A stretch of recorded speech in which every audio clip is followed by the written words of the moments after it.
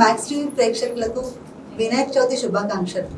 నేను మీ విద్య. ఈ రోజు మనతో ఉన్నారు స్వాతి గారు. నమస్తే స్వాతి గారు. నమస్తే విద్య. స్వాతి గారు, ఈ నెల 7వ తారీఖున వినాయక చవితి కదా, ఇంట్లోనే సులువుగా వినాయక చవితి ఎలా చేసుకోవాలో చెప్పండి. అయితే ఈ నెల 7వ తేదీన వినాయక చవితి శనివారం వచ్చింది కదా. వినాయక చవితి అనగానే ఫస్ట్ అందరూ కూడా గ్రాండ్ గా చెయ్యాలి. అంటే ఇప్పుడు ధోరణి ఎలా ఉందంటే, అంటే భక్తి కంటే కూడా అదర్ యాక్టివిటీస్ ని ఎక్కువ ఇంక్లూడ్ చేసుకుంటున్నారు ఫెస్టివల్లో. అలా కాకుండా మనం భక్తితో చేయాలనేది ప్రథమంగా గుర్తుంచుకోవాల్సిన విషయం. అంటే మొదటిగా ఫస్ట్ మనం గుర్తుంచుకోవాల్సిన విషయం ఏంటంటే భక్తితో చేయాలి. అంటే ఇప్పుడు ప్రెసెంట్ మనం చూస్తున్నది ఏంటంటే అందరూ కూడా other activities, other curriculum, music, ఇలాంటి రకరకాల ఎంటర్టైన్మెంట్ ప్రోగ్రామ్స్ పెట్టుకుంటున్నారు. ఎంటర్టైన్ పెట్టాలి, వద్దని అనట్లేదు, కానీ అంతా కూడా భక్తి భావనతో కూడిన ఎంటర్టైన్మెంట్ అయితే బాగుంటుంది. ఇంకొకటి, వినాయక చవితి అనేది మనం ఎందుకు చేసుకుంటాం అంటే ఆ రోజు వినాయకుడు పుట్టినరోజు అని చాలా మంది చెప్తుంటారు. అయితే పుట్టినరోజు అన్నది నిజమే, కానీ అవతరించిన రోజు ఆయన. ఎక్కువ శాతం మనం భగవంతుడు అవతరించారు అంటాం, కానీ భగవంతుడు పుట్టారు, కాలం చేసి ఇలాంటి మాటలు ఆడం కదా. అవతరించిన రోజు అని చెప్పుకోవాలి. అయితే ఆ రోజు వినాయకుడు అవతరించారు కాబట్టి మనం చతుర్థి నాడు అవతరించారు కాబట్టి ఆ రోజు మనం వినాయకుడు పండుగ అనేది చేసుకుంటున్నాము. అలాగే వినాయకుడు పండుగ ముఖ్యంగా చేసుకోవడానికి కారణాలు ఏంటంటే, ఎలాంటి విఘ్నాలు ఉండకుండా, మన జీవితాల్లో కూడా ఎలాంటి విఘ్నాలు లేకుండా మనం అనుకున్న పనులు చక్కగా జరగాలని ఆలోచనతో మనం వినాయకుడిని పూజిస్తూ ఉంటాము. వినాయక చవితి పండుగని అంగరంగ వైభవంగా, ఆడంబరంగా చేసుకోవాలనే ఆలోచనతో కాకుండా భక్తి శ్రద్ధలతో సులువైన మార్గంలో ప్రేమతో భగవంతుడిని పూజించడానికి అందరం ప్రయత్నిద్దాం. ప్రేమతో మనం భగవంతుడికి దగ్గర అవ్వగలం తప్ప ఆడంబరాలతో ఎప్పటికీ దగ్గర కాలేము. ఆడంబరాలు చెయ్యొచ్చు, ఎవరు చెయ్యాలో ఎవరి స్తోమతకి తగ్గట్టు వాళ్ళు చేసుకుంటారు. లోబత్తం అయితే పనికిరాదు. కనుక మనం ఆడంబరం కోసం చూడకుండా పుష్పం, ఫలం, పత్రంతో చక్కగా విఘ్నేశ్వరుని పూజించుకుందాం. స్వాతి గారు, ఎలాంటి వినాయకుడిని పెట్టుకుంటే ఇంట్లో మంచిది?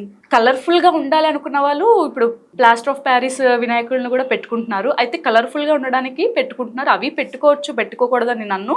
మట్టి వినాయకుడు అయితే చాలా శ్రేష్టం. మట్టి పర్యావరణానికి హాని చేయదు. అయితే మట్టిలో పుట్టి మట్టిలో కలిసిపోతారని మన పెద్దలు అంటూ ఉంటారు కదా, ఆ రకంగా దానిలో అంతరార్థం కూడా అది. మట్టితో తయారు చేయబడిన వినాయకుడిని పూజించి మళ్ళీ నిమజ్జనం మనం వాటర్లోనే దాన్ని నిమజ్జనం చేసి ఆ మట్టిని మళ్ళీ ఉపయోగపడుతుంది కదా. ఇప్పుడు మొక్కలు నాటుకోవడానికి వాటికి, లేదా చెరువుల్లో నిమజ్జనం చేసినట్టయితే అందులోనే ఉండిపోతుంది. మట్టిదైతే ఈజీగా మెల్ట్ అయిపోతుంది. ఇంకొకటి, పర్యావరణానికి అంటే మన వాతావరణానికి పొల్యూట్ చేయదు. ఎలాంటి పొల్యూట్ లేకుండా స్వచ్ఛంగా ఉంటుంది అనమాట. ఈ ప్లాస్టర్ ఆఫ్ ప్యారిస్ తో చేసిన వినాయకులు ఏంటంటే కాస్త పొల్యూషన్ అని చెప్తున్నారు, కెమికలైజ్డ్ అని చెప్తున్నారు, వాటర్ ని పొల్యూట్ చేస్తున్నాయి.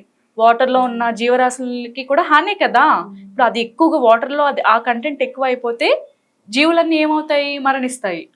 మనకి ఎవ్రీ ఇయర్ న్యూస్ లో చూస్తూనే ఉంటున్నాం మనం. ఈ వినాయకుల నిమజ్జనం తర్వాత చాలా నీటి జీవులు మృతి చెందుతున్నాయి అని న్యూస్ లో పడుతూనే ఉంది. కానీ ఎప్పటికీ మనం జనాలు మారట్లేదు.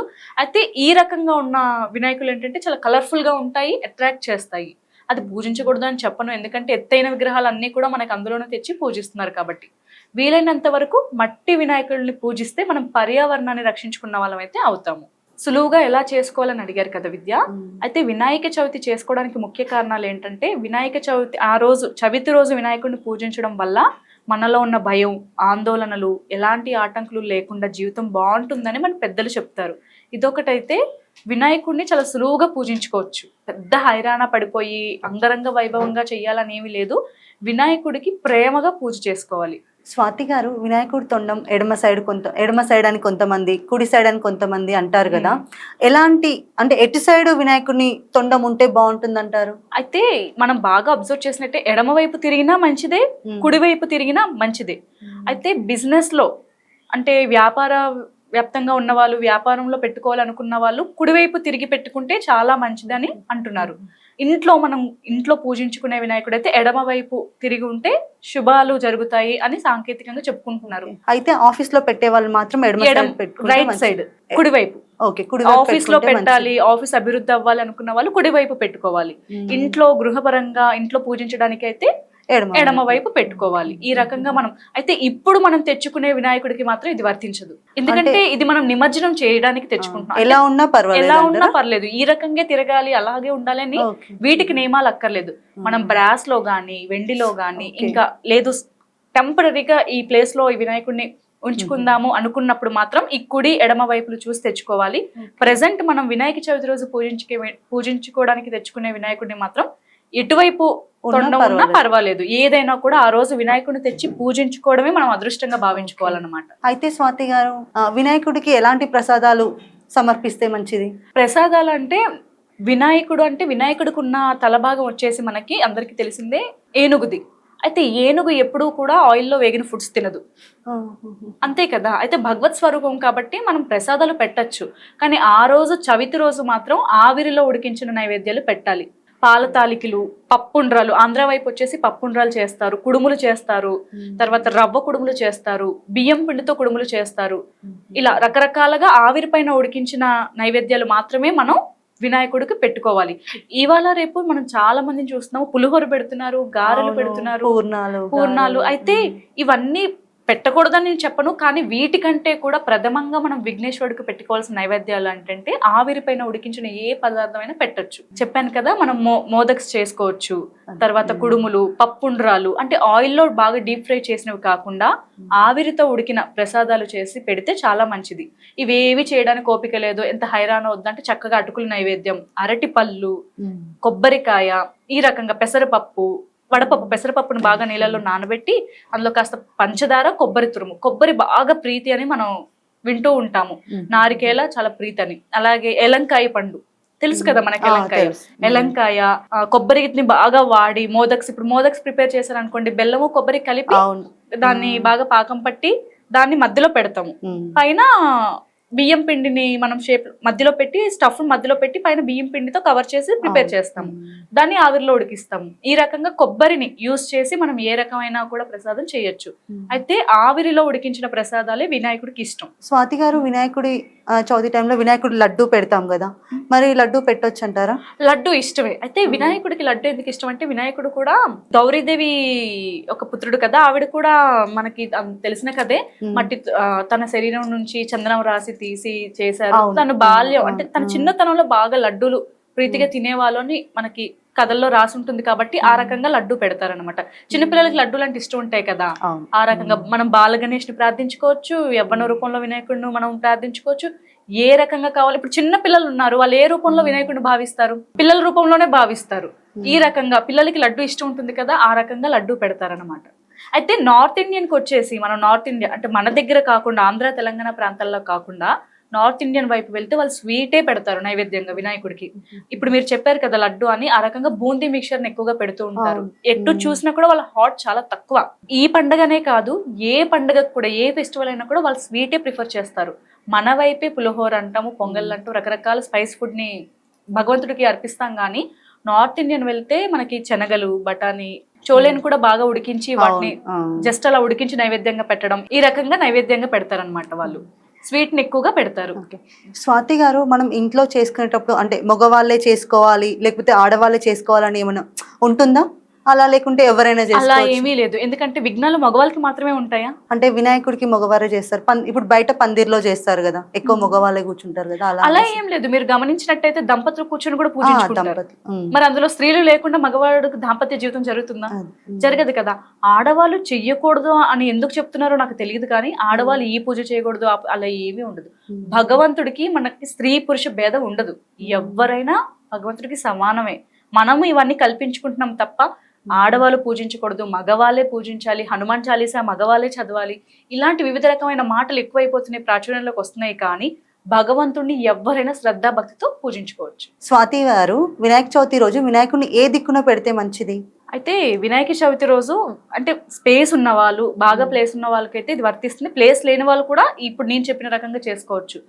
ఫస్ట్ అయితే వినాయక చవితి రోజు, వినాయక చతుర్థి రోజు మనం ముందుగా ఆచరించాల్సింది ఏంటంటే, సూర్యోదయానికి ముందే నిద్ర లేవాలి. ప్రాతకాలానికంటే ముందే మనం తలంటు స్నానం చేసుకోవాలి.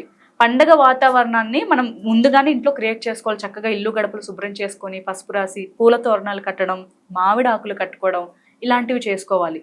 ఆపై తూర్పు ముఖంగా మనం ఒక పీటను అమర్చాలన్నమాట. పీటను ఏ విధంగా అమర్చాలంటే, ముందుగా శుభ్రంగా ఇల్లంతా అలికి, కాస్త పసుపుని, యాక్చువల్లీ పేడని వాటర్లో కలిపి అలకాలి. ఈ రోజుల్లో పేడ దొరకడం అనేది అందరికీ కష్టం కాబట్టి మనం పసుపుని కాస్త చిక్కగా కలిపి చక్కగా రాసి దానిపై ముగ్గును వేయాలి.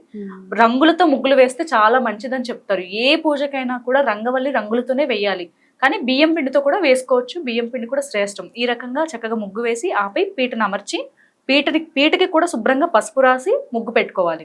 కమలం పెట్టుకోవచ్చు, పద్మాసనం వేసుకోవచ్చు, పద్మ ముగ్గు, ఏదైనా ఒక ముగ్గును వేసుకొని దానిపై తెల్లని వస్త్రం పరచాలన్నమాట. అది కూడా వస్త్రము క్లాత్ వేయకూడదు, అంచు ఉండాలి. అంటే రెడ్ కలర్ బార్డర్స్ తో ఇప్పుడు మనకి షాప్స్ లో దొరుకుతాయి కదా పంచలు కొన్నప్పుడు, లేదా సాపు అంటారు, షాల్వా టైప్ లో ఉంటుంది, వైట్ కలర్ తో గట్టి అంచు ఉంటుంది. ఆ రకంగా ఉన్న క్లాత్ ని పరిచి దానిపై బియ్యాన్ని వేసి ఆపై మనం మట్టి వినాయకుడిని ప్రతిష్టాపన చేసుకోవాలి. ఆపై మనం మట్టి వినాయకుడిని లేదా ప్లాస్టర్ ఆఫ్ ప్యారిస్ ఎలాంటి వినాయకుడినైనా మీరు తెచ్చుకున్న వినాయకుడిని మనం అక్కడ ప్రతిష్టాపన చేసుకొని, మనం పాలవెల్లి ఉంటుంది కదా, అయితే పాలవెల్లి వెండి ఉన్న వాళ్ళు వెండి పెట్టుకోవచ్చు, లేదా చెక్క దొరుకుతుంది, చెక్క తెచ్చి దాన్ని ఎన్ని రకాల పత్రిని అయితే మనం తెస్తామో ఆ పత్రిని వేలాడదీయాలి. రకరకాల పండ్లని కూడా వేలాడదీయాలి. ఇవన్నీ కూడా చక్కగా వేలాడదీసి చక్కగా అలంకారం చేసుకొని, కుదిరితే గొడుగును కూడా తెచ్చి వినాయకుడికి గొడుగు కూడా పెడితే బాగుంటుంది, చూడ్డానికి అందంగా ఉంటుంది, నింపుగా ఉంటుంది. ముఖ్యంగా ఇందాక మీరు అడిగారే ప్రసాదాలు ఇవి చేసుకోవాలి, ఇవన్నిటికంటే కూడా పత్రి ఫలం ముఖ్యం అన్నమాట. వినాయక చవితి రోజు 21 రకాల పత్రి ఉంటుంది. ఇవన్నీ ఇప్పుడు పూర్తిగా మనం పేర్లు చెప్పుకోలేకపోయినా, 21 రకం దొరకకపోయినా ఎన్నైతే మనకు దొరుకుతాయో అన్ని రకాల పత్రిని మనం తెచ్చి పాలవెల్లి మీద వేయాలి. పాలవెల్లి మీద చక్కగా ఈ పత్రంతా పరిచి ఫ్రూట్స్ అన్ని కూడా వేలాడదీయాలి. ఏ రకమైన పండ్లైనా పర్వాలేదు, జొన్న పొట్టులు, ద్రాక్ష, జామకాయ, వివిధ రకాల పండ్లు, ఇది అదే అని చెప్పుకోక్కర్లేదు, ఏది దొరికితే అది అన్ని కూడా తెచ్చి వేలాడదీసి ఆ కింద మనం వినాయకుని ప్రతిష్టాపన చేసుకుంటాం కదా, దానికి గరికి మాల కూడా వేయాలి. అయితే ఈ గరిక మాల వినాయకుడికి ప్రీతి ఒకటి, రెండవది గరికతో ఎవరైతే విఘ్నేశ్వరుని పూజిస్తారో వాళ్ళ ఇంట్లో గొడవలు జరగవని పెద్దలు చెప్తూ ఉన్నారు. మా ఇంట్లో కూడా అంటూ ఉంటారు, గరిక పూజ చాలా మంచిది వినాయకుడికి, ఇంట్లో శాంతంగా ఉంటుందంట.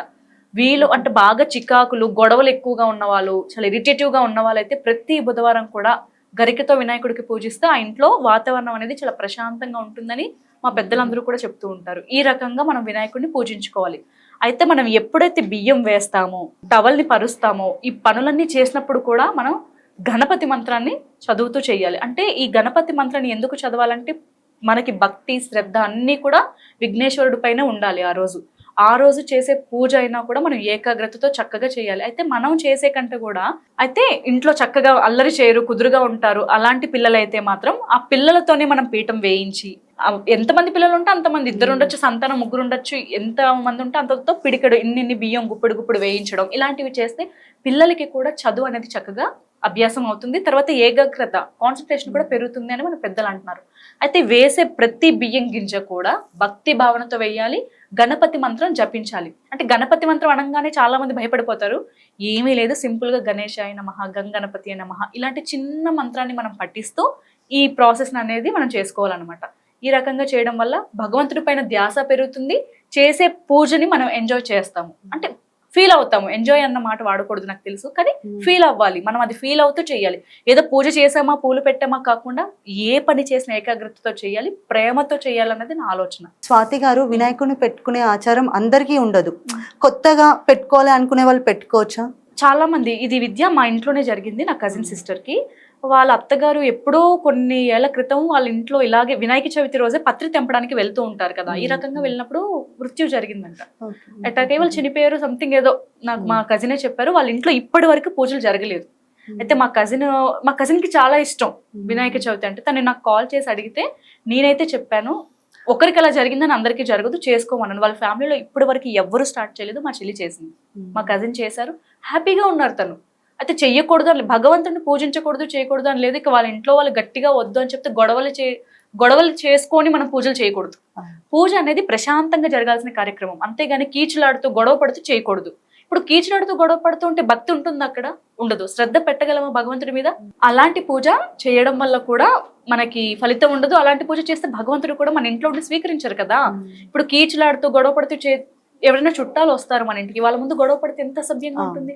వాళ్ళు ఎంత మేము ఉన్నామనే గొడవ పడుతున్నారేమో అనుకుంటారు. అలాగే భగవంతుడు కూడా, మనం భగవంతుడిని ఇంట్లో పూజించుకునే ముందు గొడవలు కీచులాటలు పడితే ఎప్పుడూ చేయకూడదు. పూజ అనేది చాలా ప్రశాంతంగా జరగాల్సిన కార్యక్రమం, భక్తితో జరగాల్సింది. అయితే చేసుకోవచ్చు. ఖచ్చితంగా విఘ్నేశ్వరుడిని మనం పెట్టి పూజించుకుంటే జీవితంలో ఎలాంటి విఘ్నాలు ఉండవు. అయితే జీవితం అనే కాదు, కొన్ని పనులకి ఆటంకాలు బాగా ఉంటాయి, మేము అనుకున్న పని అవ్వట్లేదు అనుకునే వాళ్ళు చక్కగా వినాయక చవితి రోజు వినాయకుడిని పూజించుకోవచ్చు. అయితే విద్య చాలా మంది లోభితనంతో కూడా పూజ చేస్తారు భగవంతుడికి. అయితే మనకి పురాణాలు ఏం చెప్తున్నాయంటే లోభత్వం పనికిరాదు. భగవత్ శక్తి అంటే భగవంతుడు విషయంలో ఎప్పుడు కూడా ఏ పూజ అయినా కూడా లోభితనంతో చేయకూడదు. మీకు పెట్టే క్యాపబుల్ ఉంది, మీకు ఆ సోర్స్ ఉంది, ఓకే యూ కెన్, మనం చెయ్యొచ్చు. లేని వాళ్ళు చేసే పూజకి భగవంతుడు వాళ్ళకి అనుగ్రహిస్తారు. ఉన్న వాళ్ళు కూడా లేని వాళ్ళలాగే చేస్తాము అనుకోవడం చాలా మూర్ఖత్వం. ఎప్పుడు మన పురాణాల్లో రాసి పెట్టి ఉంది లోభత్వం పూజలో పనికిరాదు. విష్ణువుకి కానీ శివుడికి కానీ ఏ భగవత్ స్వరూపానికైనా కూడా ప్రేమతో ఆరాధించాలి, లోభత్వం అసలు పనికిరాదు అనమాట. స్వాతి గారు, వినాయకుడికి గరిక పూజ ఎందుకు చేస్తారు? గరిక అంటే ఎందుకు ఇష్టం? చిన్న పిట్ట కథ ఉంది, ఇది చాలా మందికి తెలిసే ఉంటుంది. అయితే పూర్వము యమధర్మరాజుకి అనాలసారుడు అనే కొడుకు ఉండేవాడంట. అతడు అగ్ని తేజస్సుతో ఉండేవాడు. ఇప్పుడు అగ్ని తేజస్సు అంటే అగ్నిని మనం తట్టుకోగలమా? ఆ వేడిని చాలా వేడిగా ఉంటుంది. అంతటి తేజస్సు, ఆ అగ్ని తేజస్సు అంతా కూడా అనాలసారుడిలోనే ఉండేదంట. అయితే ఆ వేడి తాపానికి జనాలు తట్టుకోలేకపోయేవాళ్ళు. అప్పుడు వినాయకుడు ఏం చేశాడంటే ఒక రోజు వెళ్ళి తన బొటని వేలుతో అనాలసారుడిని నలిపేసి ఒక ఉండలాగా చుట్టి మింగేశాడంట. అప్పుడు ఈ ప్రజలందరూ శివుడి దగ్గరికి వెళ్ళారు. ఇప్పుడు ఆయన మింగేశాడు కదా, అతను అగ్ని తేజస్సు, ఆ తాపాన్ని, ఆ వేడి తాపం అంతా వినాయకుడి పొట్టలో ఆయనలో ఉంది. విఘ్నేశ్వరుడు ప్రజల మంచి కోసం ఆయన బొటన వేలుతో నలిపి మింగేశాడు. కానీ ఆయన మింగేశాక ఆయన పొట్టలో కూడా అంత వేడిగా ఉంటుంది కదా, ఆ వేడి తట్టుకోలేం కదా. ఆయన కూడా చాలా వేడి, ఆ మంట అనేది వినాయకుడు కూడా తట్టుకోలేకపోయేవాళ్ళు. అది బయటికి తెలిసేది ప్రజలందరికీ కూడా. అయితే అప్పుడు ప్రజలందరూ వెళ్ళి పరమేశ్వరుడిని వేడుకున్నారంట. తండ్రి, విఘ్నేశ్వరుడికి ఇలా అయింది ఎలా అని చాలా వేడుకుంటే అప్పుడు శివుడు ఏమని చెప్పాడంటే, మీరు ఏమి ఆందోళన చెందకండి, విఘ్నేశ్వరుడు శాంతిస్తారు, మీరైతే గరిక పూజ చెయ్యండి అని చెప్తే అప్పుడు ఈ ప్రజలంతా వచ్చి విఘ్నేశ్వరుడికి గరిక పూజ చేశారంట. అప్పుడు విఘ్నేశ్వరుడు నిజంగానే శాంతించారంట అని చిన్న పిట్ట కథ అనేది మన పురాణాల్లో ఉందన్నమాట. ఇది ముఖ్యంగా గరికతో విఘ్నేశ్వరుడిని పూజించడానికి ముఖ్య కారణం. అయితే ఈ విధంగా అంటే ఇప్పుడు ఎవరైనా కూడా గరికతో పూజించడం వల్ల మనకున్న పీడ, గ్రహ దోషాలు లాంటివి కూడా తొలుగుతాయని కూడా మన పెద్దలు అంటున్నారు. ముఖ్యంగా ఇంట్లో అయితే చాలా ప్లెజెంట్ వాతావరణం ఉంటుంది, చాలా కూల్గా ఉంటారు. చాలా ఇళ్లలో గొడవలు చికాకులు ఉంటాయి కదా, అలాంటి వాళ్ళు ముఖ్యంగా ఈ గరిక పూజ అనేది చేసుకుంటే చాలా మంచిది. స్వాతి గారు, మనం ఇంట్లో పెట్టే వినాయకుడిని ఎన్ని రోజులకు నిమజ్జనం చేసుకోవచ్చు? భగవంతుడిని ఇంట్లో ఎన్ని రోజులైనా ఉంచుకోవాలి. ఒకటి, భగవంతుడిని ఇంట్లో పెట్టేసామా, మనం ఉంచామా కాదు, పెడుతున్నాము అంటే నిత్యం 2 పూట్ల దీపారాధన చెయ్యాలి. మనం శుభ్రంగా పుష్పాలతో అర్చించుకోవాలి, నిర్మాల్యాన్ని తీసేయాలి. నిర్మాల్యము అంటే నిన్న పెట్టిన పుష్పాలు కానీ, ఆకులు కానీ, ఫ్రూట్స్ కానీ వాడిపోయినట్టు కాస్త డ్రైడ్గా అనిపిస్తే అవి తీసేయడం, వాటిని నిర్మాల్యం అంటారు. నిన్నటి నిర్మాల్యం, ఆ నిర్మాల్యం అంతా కూడా తీసేయడం, శుద్ధిగా ఉంచుకోవడం, మళ్ళీ చిన్న ముగ్గు పెట్టుకోవడం, విఘ్నేశ్వరుడికి మళ్ళీ పుష్పమాల. నేనైతే పూలు ఆల్రెడీ ఫస్టే తెచ్చి పెట్టుకొని రోజుకో మాల మేము గుచ్చి, నేను కానీ మా ఇంట్లో ఎవరైనా మా నలుగురిలో ఏ ఒక్కరికి కుదిరితే వాళ్ళు గుచ్చి వేస్తామన్నమాట. ఏదో చవితి రోజు వేసిన మాలే మళ్ళీ మనం నిమజ్జనం వరకు ఉంచుకుంటాము అంటే అది కరెక్ట్ కాదు. ఇవన్నీ మనం చేయగలము, నేను ప్రేమతో చేయగలను భగవంతుడికి అనుకున్న వాళ్ళే వినాయకుడిని ఇంట్లో ఉంచుకోవాలి. మనం 3, 5, 7 ఎన్ని రోజులైనా ఉంచుకోవచ్చు. అయితే ఇప్పుడు నేను చెప్పినట్టుగా శ్రద్ధ వహించి, భగవంతుడు మన ఇంట్లో ఉన్నాడంటే ఎంతో మర్యాదగా మన ప్రవర్తన బాగుండాలి. రోజు ఉదయం స్నానం చేసుకోవాలి, తలస్నానమే చేయమని చెప్పను, నార్మల్ శుచి శుభ్రంగా ఉండి చక్కగా చిన్న ముగ్గు పెట్టుకొని చక్కటి దీపాలు వెలిగించుకొని ధూపం వేస్తే చాలు. వినాయకుడికి ఇన్ని నైవేద్యాలు పెట్టక్కర్లేదు, ఆయనకి ఫలం కూడా చాలా ఇష్టం. పత్రి, గరిక, ఫలం ఇలాంటివి పెట్టినా సరిపోతుంది. వండే పెట్టమని నేను చెప్పట్లేదు, ప్రేమతో అరటి పండు పెట్టినా ఆయన స్వీకరిస్తారు. అంతే కదా విద్య. ఇప్పుడు వినాయకుడిని పెట్టేసామంటే సరదా కాదు, చక్కగా దీపం అయితే వెలిగించాలి కదా. మరి దీపం ధూపం లేకుండా విఘ్నేశ్వరుడు ఒంటరిగా ఎలా కూర్చుంటారు ఇంట్లో? అంతే కదా. స్వాతి గారు, మార్నింగ్ పెట్టేసి ఈవినింగ్ తీయొచ్చు అంటారా? చక్కగా కదుపుకోవచ్చు. ఈ రోజు ఉదయం మనం పూజ చేసుకొని కదిపేసి, అంటే ఈవినింగ్ సంధ్యా వేళలో మళ్ళీ దీపారాధన చేసి కదిపేసి, పీఠం కదిపేసి, రేపు ఉదయం ఒకవేళ మంగళవారం, ఈ సంవత్సరం అయితే మంగళవారం రాలేదు, ఎప్పుడైనా మంగళవారం వస్తే మంగళవారం ఇవ్వకుండా బుధవారం ఇవ్వాలి, 3వ రోజు. అలా మీరు చక్కగా సంధ్యా వేళలో కదిపేసి రేపు ఉదయం మీరు ఇప్పుడు అపార్ట్మెంట్స్ లో గానీ లేదా కాలనీకి ఒక పెద్ద పెద్ద వినాయకుడి విగ్రహాలను పెడుతున్నారు కదా, అలాంటి వినాయకుడి దగ్గర మనం అప్పచెప్పినా మంచిదే. లేదు మనకు ఓపిక ఉంది, టైం ఉంది అంటే చక్కగా మనమే వెళ్ళి నిమజ్జనం చేయొచ్చు. అయితే మట్టి వినాయకుడు పెట్టుకున్న వాళ్ళందరూ కూడా ఎలా నిమజ్జనం చేసుకోవాలంటే, ఇంట్లోనే చక్కగా ఒక టబ్ ఆఫ్ వాటర్ తీసుకొని మనం అందులో ఈ వినాయకుడిని పెట్టి హ్యాపీగా ప్రేమతో నిమజ్జనం చేసి, ఆ మట్టిని మళ్ళీ మనం ఒక పూల కుండిలో వేసుకొని అందులో ఏదైనా చక్కటి మొక్క నాటుకున్నా కూడా మనం ఆ మొక్కను చూస్తున్నప్పుడల్లా మనకి విఘ్నేశ్వరుడు గుర్తొస్తూ ఉంటాడు. అండ్ గుర్తుండిపోతుంది కూడా మనకి, అమ్మ మనం లాస్ట్ తెచ్చుకున్న వినాయకుడు ఎక్కడికి వెళ్ళిపోలేదు, మనతో ఉన్నట్టుగా ఒక పాజిటివ్ ఫీల్. అది నేను చెప్తే ఏదో చెప్తుంది అన్నట్టు ఉంటుంది విద్య, అది స్పృహించే వాళ్ళకే తెలుస్తుంది ఆ ఫీల్ అనేది. ఇది అన్నీ ఏంటంటే భక్తి భావన, భగవంతుడు, పూజ, దీపం, ఇవన్నీ స్పృహించే వాళ్ళకే ఆ ఫీల్ అదొక అమృతంలా అనిపిస్తుంది. అంటే అమృతం అనగానే తినడం అనుకోవద్దు, ఫీల్ కూడా అమృతంలా ఉంటుంది. ఎంత పాజిటివ్ అసలు భగవంతుడు నామస్మరణం పూజ అనేది చాలా పాజిటివ్. మనకి తెలియకుండానే మనలో చాలా తేజస్సు కూడా కనబడుతుంది ఆ స్మరణకు దగ్గరగా ఉంటే. స్వాతి గారు, వినాయక చవితి రోజు పూజ మొత్తం అయిపోయాక కథ కంపల్సరీ చదవాలా, చదవకున్నా పర్వాలేదా? ఖచ్చితంగా చదవాలి. చదివితే నీలాప నిందలు ఉండవు అని ఎన్నో కథలు ఉన్నాయి వాటి మీద. సాక్షాత్ కృష్ణ భగవానుడికే తప్పలేదు అని కథలో క్లుప్తంగా చెప్తున్నారు మనకి. కాబట్టి మనం ఎంత మానవులం కదా, ఖచ్చితంగా చదవాలి. ఒకవేళ అక్షర జ్ఞానం లేని వాళ్ళు, చదవలేము అనుకున్న వాళ్ళు ఆడియో పెట్టుకుని వినొచ్చు చక్కగా. లేదా మన ఇంట్లో అక్షరం వచ్చు, చదువుకున్న పిల్లలు ఉన్నారు, పిల్లలతో అయినా చదివించుకొని వింటే మంచిది. అయితే ఈ కథ చదివే పూజ అంతా అయిపోయాక, ఈ 16 ఉపచారాలు అయిపోయాక మనం అక్షింతలు చేతిలో పట్టుకొని కథని వినాలి. ఎవరైతే చదువుతారో వాళ్ళు మనం శ్రద్ధ వహించి ఆ కథని విని అందులో కొద్దిగా అక్షింతలు తీసుకొని మనం తల మీద వేసుకోవాలి. లేదా ఈ కథ విన్నాక ఆ అక్షింతలు భగవంతుడి పాదాల దగ్గర వేసి, ఆ పాదాల దగ్గర నుంచి తీసుకున్న అక్షింతలు తల మీద వేసుకుంటే కూడా నీలాప నిందలు ఉండవంట. అయితే ఎప్పుడు ఉండవు? మనం చంద్రుణ్ణి చూస్తే నిందలు వస్తాయి. ఒకవేళ మనం ఈ అక్షింతలు వేసుకొని పొరపాటు చూసినా కూడా నిందలు ఉండవు. ఆ రోజు చూడకూడదనే చెప్తున్నారు. ఒకవేళ చూసిన వారికి కూడా నీలాప నిందలు రావద్దు అంటే కథ విని భగవంతుడి పాదాల దగ్గర ఉన్న అక్షింతలను తీసుకొని శిరస్సు మీద వేసుకుంటే నీలాప నిందలు ఉండవు అంటున్నారు. అంతే కదా, కథలో క్లుప్తంగా రాసింది కదా, కృష్ణుడికే తప్పలేదు. మనం ఎంత ఇది మనం దృష్టిలో పెట్టుకొని కథ వింటే మంచిది. స్వాతి గారు, వినాయక చవితి రోజు ఏ స్తోత్రం చదువుకోవాలి? మనకి వినాయక అష్టోత్తరం ఉంది కదా, గణపతి అష్టోత్తరం చదువుకోవచ్చు, రుణవిమోచన స్తోత్రాలు చదువుకోవచ్చు. తర్వాత ఎన్నో ఉన్నాయి వినాయకుని స్తోత్రాలు. ఇందులో ఏ ఒక్కటి మనం తీసుకొనైనా చదువుకోవచ్చు అనమాట. అయితే అష్టోత్తరం చేసినప్పుడు ఏంటంటే పుష్పాలతో, పత్రితో మనం అర్చన చేసుకుంటూ చక్కగా అష్టోత్తరం చదివి పూజించుకోవాలి. ఆ రోజంతా కూడా మనం గణేష్ ఆరాధనలోనే ఉండాలి. పిల్లలు, చిన్న చంటి పిల్లలు ఉన్నట్టయితే చక్కగా భజనలు చేయించాలి. భజనలు అనగానే చాలా మనం చూస్తూ ఉంటాం కదా, మండపాల్లో వినాయకుడిని పెట్టి డీజే సాంగ్స్ వేస్తున్నారు. నేను వింటున్నాను, పెట్టేది వినాయకుడు, పూజించేది విఘ్నేశ్వరుని. భగవంతుడిని మనం అంతటి విఘ్నేశ్వరుని ముందు పెట్టుకొని ఏవో పిచ్చి పాటలన్నీ వేస్తున్నారు. అవన్నీ ఎంజాయ్, ఓకే, కానీ అవి ఎప్పుడు భగవంతుడిని ఆరాధిస్తున్నప్పుడు కాదు, అవన్నీ సెకండరీ పార్ట్. అలాంటి కరిక్యులం యాక్టివిటీస్ చెయ్యాలి అనుకున్న వాళ్ళు వీకెండ్స్లో కానీ, లేదా మీ అందరూ గ్యాదర్ ఒక రోజు అని పెట్టుకొని భగవంతుడిని ఎదురుగా పెట్టుకొని చేయకూడదు. భగవంతుడికి ఏమి ఇష్టం ఉండవు అలాంటివి. అందరూ అనుకుంటున్నారు భగవంతుడికి, ఇప్పుడు వినాయకుడికి భజన ఇష్టం. ఎలాంటి భజన? భగవంతుడి భజన. వినాయకుడి పాటలు ఇష్టం, వినాయకుడి స్తోత్రాలు ఇష్టం, చక్కగా చిన్న చిన్న గుంజలు తీయడం ఇలాంటివి ఇష్టం. కానీ మీరు ఏవో 3 మార్లు 4 మార్లు వేస్తే ఆయనకు నచ్చవు. ఇది నిజంగా చాలా మంది తెలిసి చేస్తారో తెలియక చేస్తారో, చాలా చండాలమైన కరిక్యులం యాక్టివిటీస్ నేను చూస్తున్నాను.